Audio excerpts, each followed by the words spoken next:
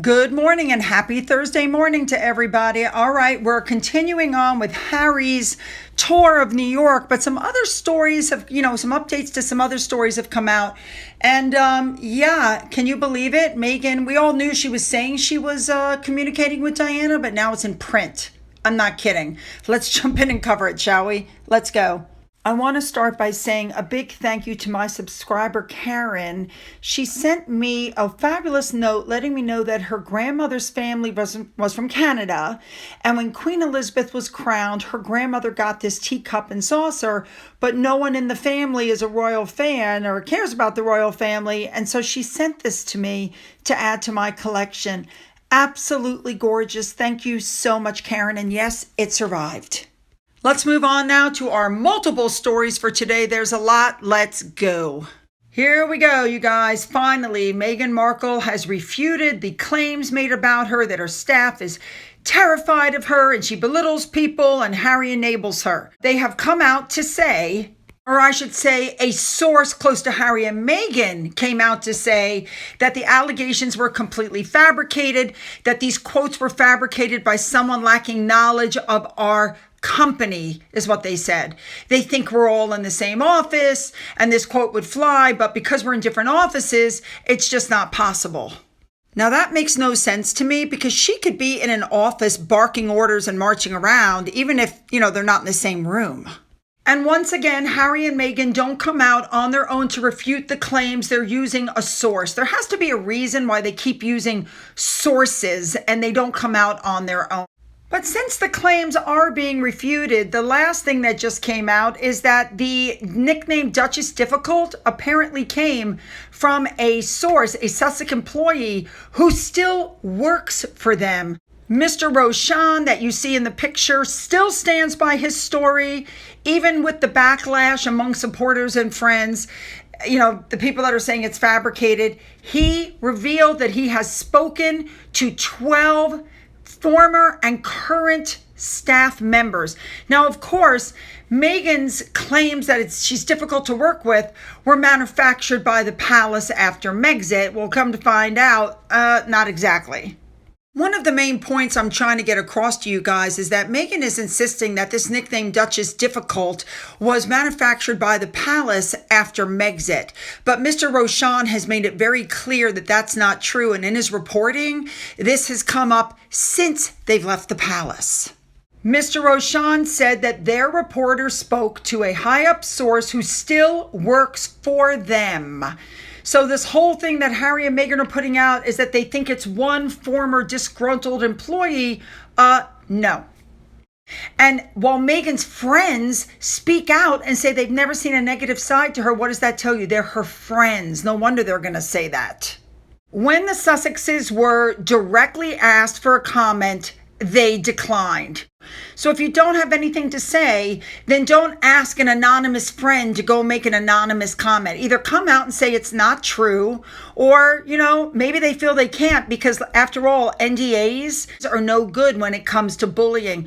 So if they turn around and make some sort of a public statement, it could be that they're aware that they could void an NDA. Maybe that's why they're not talking directly.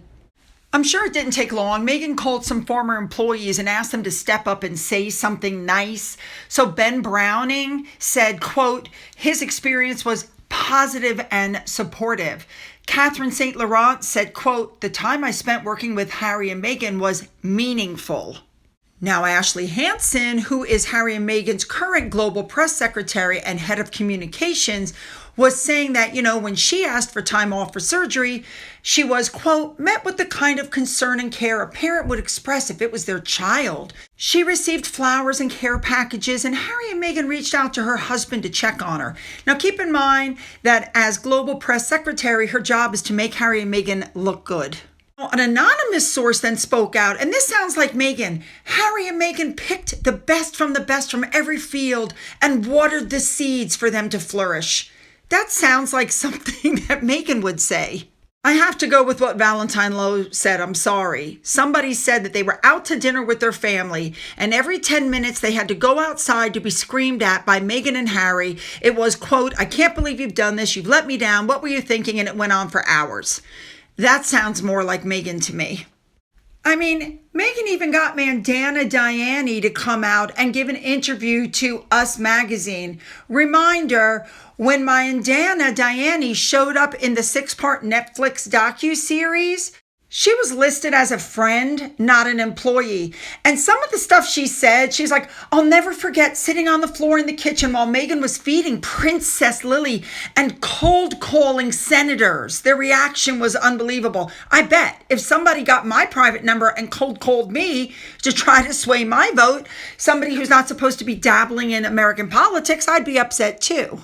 She describes Harry and Meghan as selfless humanitarians and says, my favorite memories are our weekly meetings in their home where Meghan always served the most delicious lunches, snacks, and her latest beautiful concoction. Get it? I think it's important to note that of the 18 employees, only 2 or 3 are speaking.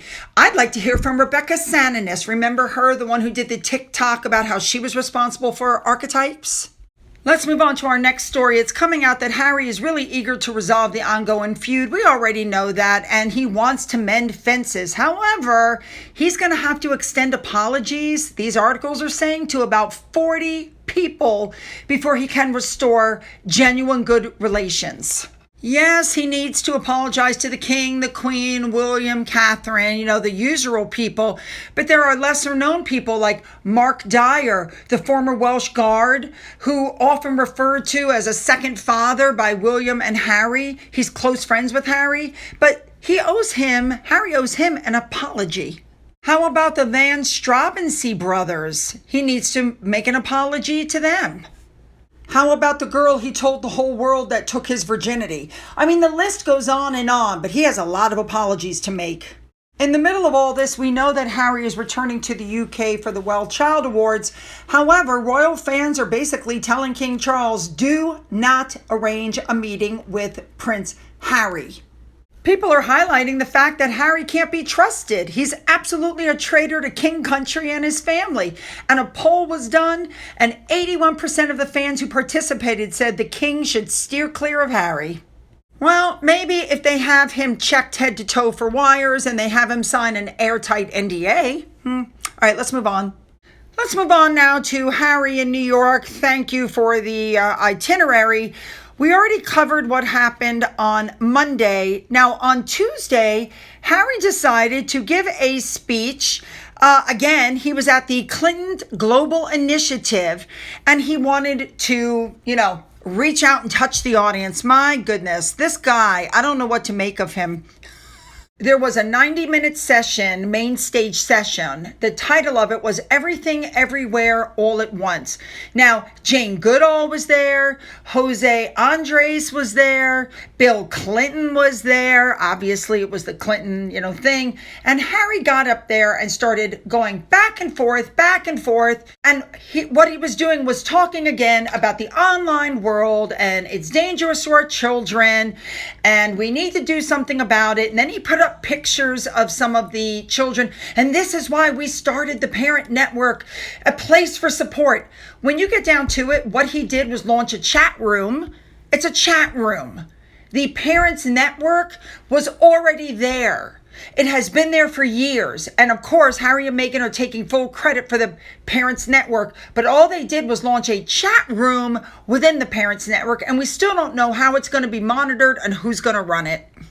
Now, when that was over, Harry bopped over to Travelist because it's having its 5-year anniversary. He founded it when he was still a working royal.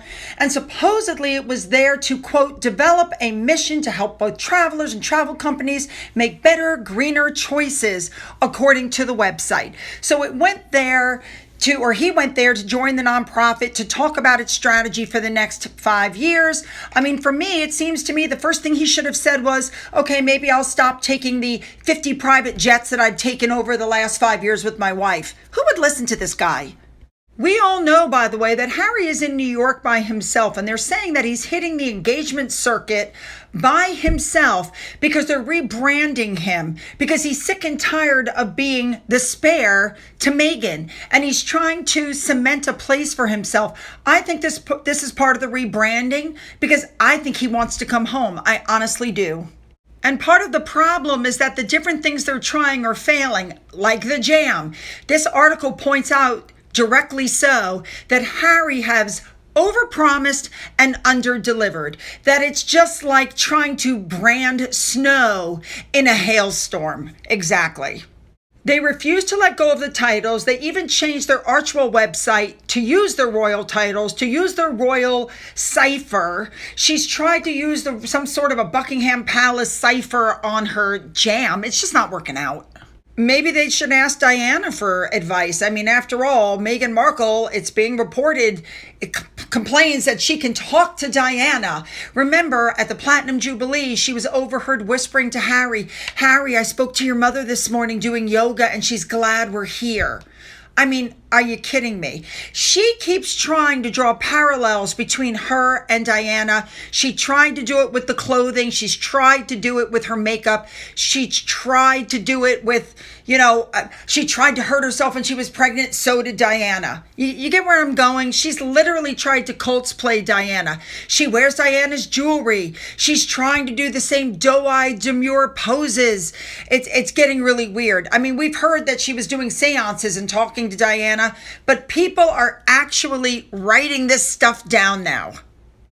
Tom Bauer, who wrote Revenge, came out and said, and I'm quoting, "Harry told a friend of his when he was in London recently that Meghan was in touch with Diana. And Meghan assures Harry that, Diana thinks that what they're doing is right and she supports them absolutely in everything they're doing." Okay, that's creepy. Personally, I happen to think that started back when he rode her over to Diana's grave and he walked away and he came back and Diana was on her knees with her hands on the headstone, communing with Diana, looking for strength and guidance. That's where I think it started. And finally, oh my Lord, we know there's a new strain of COVID out. We all know what happened to me 3 years ago. And apparently, Harry and Meghan are banging on again about the coronavirus, even though they get their information from the same place we all do, that they really don't know anything about COVID-19. It's what they pick up and what we pick up. They're not experts. And people are saying, why don't you two just stop? And this is coming up because Harry is supposed to make an in-person appearance at a 24-hour performance-packed broadcast in a bid to help raise awareness about vaccine equity. Like he would know anything about any of that. All right, you guys, you know what to do. Hit the like and the subscribe button, put your comments down, and then go down into the description box where you'll find the link to our palette cleanser video number 2. You don't want to miss it. Let's go.